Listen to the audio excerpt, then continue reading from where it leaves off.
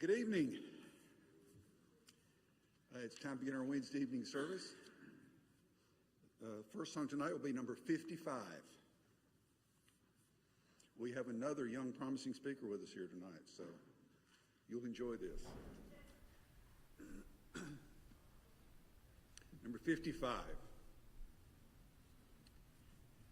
Beyond this land of parting, losing and leaving, far beyond the losses darkening this, and far beyond the taking and the bereaving, lies the summer land of bliss.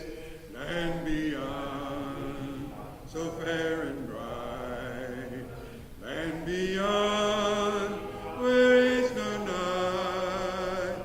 Summer land, God is its light. Oh, happy summer land of bliss. Beyond this land of toiling, sowing and reaping, far beyond the shadows darkening this, and far beyond the sighing, moaning and weeping, lies the summer land of bliss. Land beyond, so fair and bright, land beyond, where is no night. Summer land, God is its light. Oh, happy summer land of bliss. Beyond the land of waiting, seeking and sighing, far beyond the sorrows darkening this, and far beyond the pain and sickness and dying, lies the summer land of bliss. Land beyond, so fair and bright, land beyond, where is no night. Summer land, God is its light. Oh, happy summer land of bliss.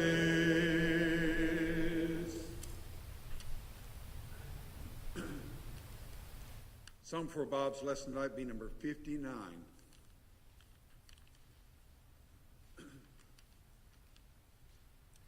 Number 59.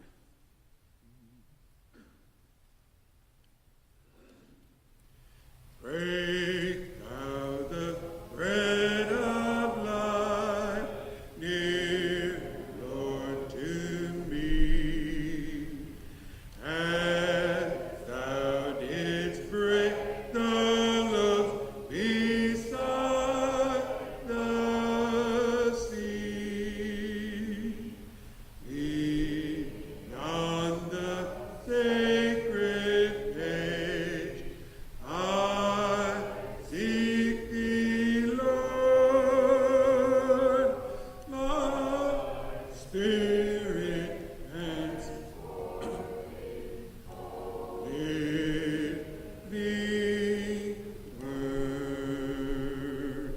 Bless thou the truth, dear Lord, to me, as thou didst bless the bread, my Galilee.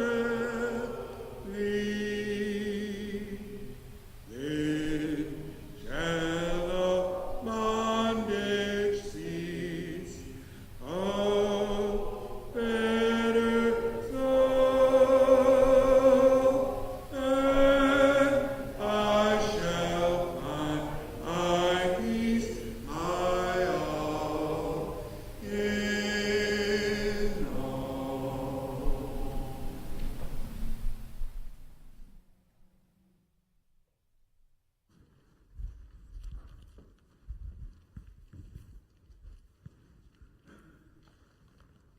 Good evening. It's good to see everybody here. I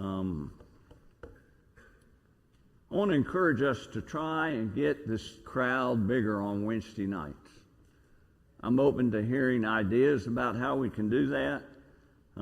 We know the people that are not here. I'm not sure that we know all the reasons why they're not, but it's good to see each and every one of you. And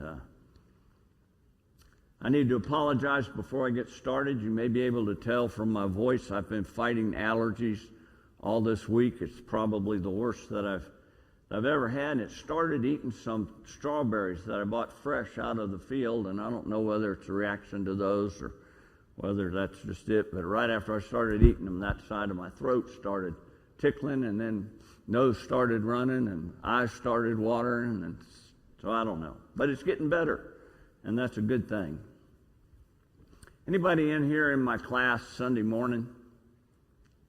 Don, but you weren't there Sunday morning. But, or were you? You were. You were late. That's right. You were tardy. Sorry about that.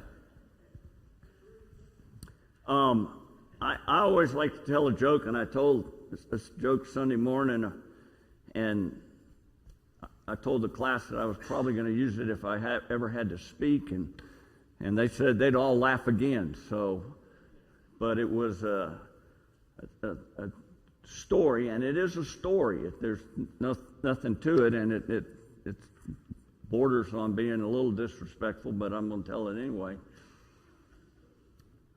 Jesus and Satan were having a contest on computers, and the Father was orchestrating this contest, and they started working, and they were doing worksheets and building websites and publishing, video publishing stuff and doing all this stuff. And all of a sudden the power went out. Only for a few minutes, but the power went out, the computers went off and everything. The computers came back up, and Jesus hit a few keys and kept on working, and Satan got over there. He couldn't do anything. He started yelling. All of a sudden, everything's lost. Everything I've done, it's all gone. It's all gone. I don't understand. And Jesus printed everything off and turned it into the Father, and he said, well, obviously, you've won the contest. And Satan says, that's not fair. I don't understand. How come he didn't lose all his stuff? And the Father said, well, that's easy. Jesus saves. Bad joke, but Jesus does save.